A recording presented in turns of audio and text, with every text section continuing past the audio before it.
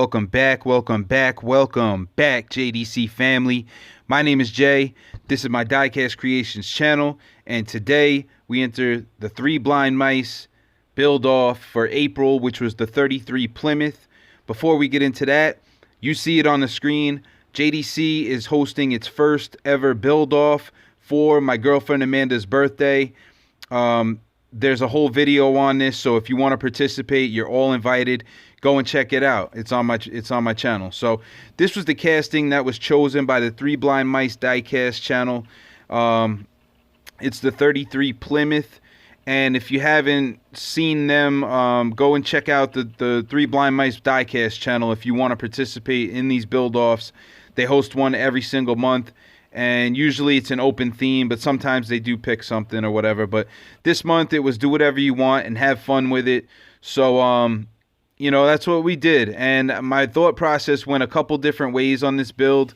And ultimately it ended up, it ended up on the hardest version of what I was going to do, probably. But you'll see what happens. So we start off by drilling out the posts. I did bend the base when I was taking it off of the post, and this is just something that happens from time to time. If you don't drill it out completely all the way and there's just a little tiny piece of metal holding it and you go to pull and it's too hard, you can end up bending the base. It wasn't a big deal because we end up scrapping the base anyway and making do with the rest of what was there, and we scratch builded a bumper and all that, but you'll see what happens. This is the deconstruction of it here, and this is where I actually ended up bending it because I pulled from the back too hard and it just put too much pressure on that front mounting point. But there was a couple different ways that I could have went with this, and the first thing I was going to do was basically I was going to keep it original and just repaint the thing, put it back together and say, hey, here it is, But that's not what I do, and that's not what you guys want to see.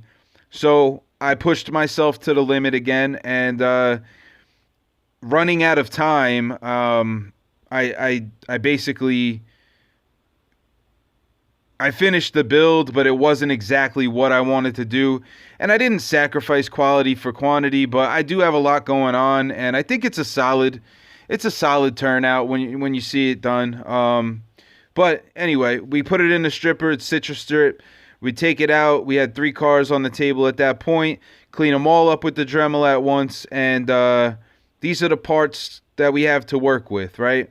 So like I said, I did bend that middle base there, and we ended up getting rid of that anyway because I wanted the car to sit a little bit lower. I stretched the wheelbase a little bit, and I didn't like how the bumper stuck out, So basically, what I did was in my thought process, it was like a weekend show car. Maybe a retired guy takes this thing to the car shows. So my first thought was like, how do I make it different, right? And I ended up cutting the roof off. And then we took a piece of styrene, which was just a credit card type of thing, like a gift card. And, I glue it on there. I cut it out. I glue it on there. Made sure it was exactly where I wanted it. And then I use this automotive putty that I have and try to fill in the gaps. And like I said, I was running out of time, so I didn't get to do this the way that I wanted to. But, it does the job. It looks better than it did. I'll say that, and then we sand it down, and then it's ready for paint, basically. I know that there's a lot more I could have did to this car, but, it was either finish it and enter the build-off or don't finish it and don't enter the build-off. And I figured you guys wanted to see me see what I've been doing, right? And this is one of the projects I had going on. So I used the jeweler's saw to cut the roof off, and then I took the Dremel with a grinding disc and basically just evened out those pillars in the front, and then I had this yellow paint that it's Rust-Oleum that I had used on the Mod Rod convertible, and I was like, you know what, let me just use it up. because it's just sitting there, right? So I used that, and we decided to paint the whole thing in yellow.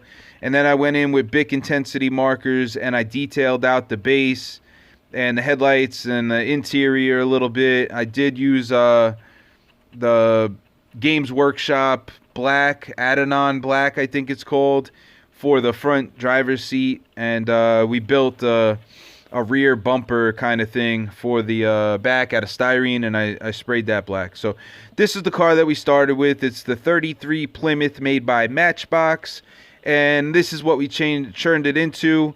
It's like a weekend roadster type of deal. I'm not going to call it a hot rod because we didn't go full on blown, drop it to the ground and rat rod the thing out, but you know, it's like a grandpa car.